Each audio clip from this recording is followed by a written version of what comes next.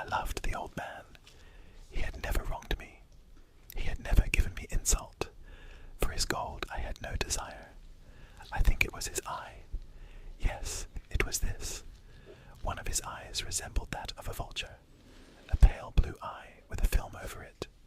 Whenever it fell upon me, my blood ran cold, and so by degrees, very gradually, I made up my mind to take the life of the old man, and thus rid myself of the eye forever. Now this is the point. You fancy me mad. Madmen know nothing. But you should have seen me. You should have seen how wisely I proceeded, with what caution, with what foresight, with what dissimulation I went to work. I was never kinder to the old man than during the whole week before I killed him. And every night, about midnight, I turned the latch of his door and opened it, oh so gently. And then, when I had made an opening sufficient for my head, I put in a dark lantern, all closed, so that no light shone out, and then I thrust in my head. Oh, you would have laughed to see how cunningly I thrust it in. I moved it slowly, very, very slowly, so that I might not disturb the old man's sleep. It took me an hour to place my whole head within the opening so far that I could see him as he lay upon his bed. Ah! Would a madman have been so wise as this? And then, when my head was well in the room, I undid the lantern cautiously. Oh, so cautiously. Cautiously, for the hinges creaked. I undid it just so much that a single thin ray fell upon the vulture eye. And this I did for 7 long nights. Every night, just at midnight. But I found the eye always closed, and so it was impossible to do the work, for it was not the old man who vexed me, but his evil eye. And every morning, when the day broke, I went boldly into the chamber, and spoke courageously to him, calling him by name in a hearty tone, and inquiring how he had passed the night. So, you see, he would have been a very profound old man, indeed, to suspect that every night, just at 12, I looked in upon him while he slept. Upon the 8th night, I was more than usually cautious in opening the door. A watch's minute hand moves more quickly than did mine. Never before that night had I felt the extent of my own powers, of my sagacity. I could scarcely contain my feelings of triumph. To think that there I was, opening the door little by little, and he not even to dream of my secret deeds or thoughts. I fairly chuckled at the idea, and perhaps he heard me, for he moved on the bed suddenly, as if startled. Now you may think that I drew back, but no. His room was as black as pitch, with the thick darkness, for the shutters were close fastened through fear of robbers, and so I knew that he could not see the opening of the door, and I kept pushing it on steadily, steadily. I had my head in, and was about to open the lantern, when my thumb slipped upon the tin fastening, and the old man sprang up in bed, crying out, "Who's there?" I kept quite still, and said nothing. For a whole hour I did not move a muscle, and in the meantime I did not hear him lie down again. He was still listening, as I have done night after night, hearkening to the death watches in the wall. Presently I heard a slight groan, and I knew it was the groan of mortal terror. It was not a groan of pain or of grief. Oh no, it was the low, stifled sound that arises from the bottom of the soul when overcharged with awe. I knew the sound well.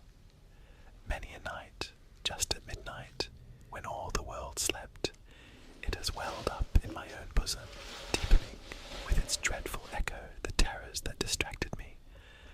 I say I knew it well. I knew what the old man felt, and I pitied him.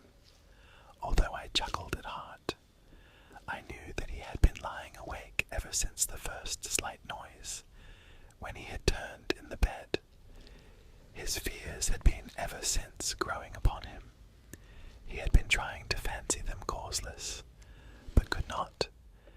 He had been saying to himself, "It is nothing but the wind in the chimney. It is only a mouse crossing the floor, or it is merely a cricket which has made a single chirp." Yes, he had been trying to comfort himself with these suppositions, but he had found all in vain,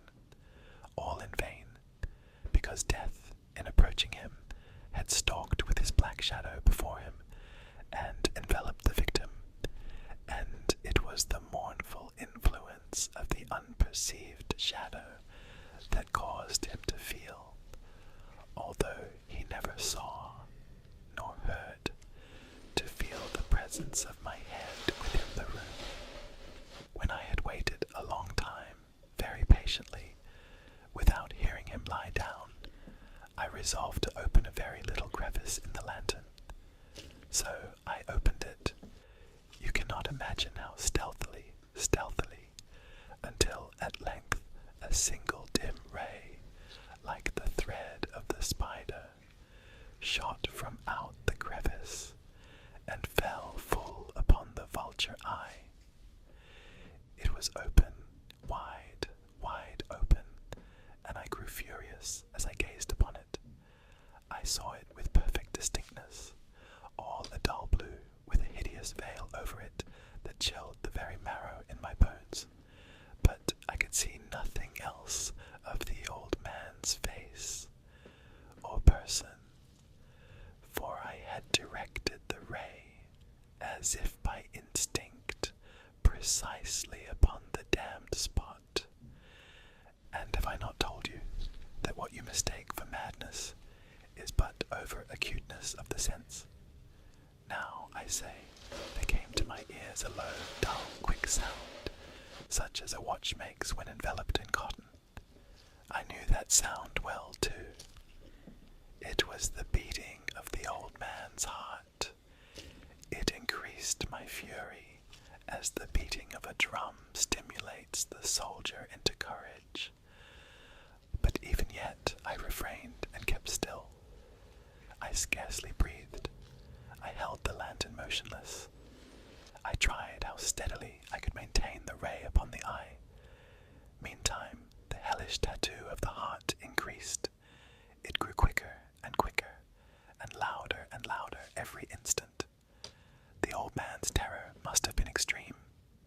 It grew louder, I say, louder every moment. Do you mark me well? I have told you that I am nervous. So I am. And now, at the dead hour of the night, amid the dreadful silence of that old house, so strange a noise as this excited me to uncontrollable terror. Yet, for some minutes longer, I refrained and stood still. But the beating grew louder. I thought the heart must burst. And now a new anxiety seized me. The sound would be heard by a neighbor. The old man's hour had come. With a loud yell, I threw open the lantern and leaped into the room. He shrieked once only. In an instant, I dragged him to the floor and pulled the heavy bed over him. I then smiled gaily to find the deed so far done. But for many minutes, the heart beat on with a muffled sound. This, however, did not vex me. It would not be heard through the wall. At length it ceased. The old man was dead. I removed the bed and examined the corpse. Yes, he was stone dead. I placed my hand upon the heart and held it there many minutes. There was no pulsation. He was stone dead. I took up 3 planks from the flooring of the chamber and deposited all between the scantlings. I then replaced the board so cleverly, so cunningly, that no human eye, not even his, could have detected anything wrong. There was nothing to wash out, no stain of any kind, no blood spot whatever. I had been too wary for that. A tub had caught all. When I had made an end of these labours, it was 4 o'clock, still dark as midnight. As the bell sounded the hour, there came a knocking at the street door. I went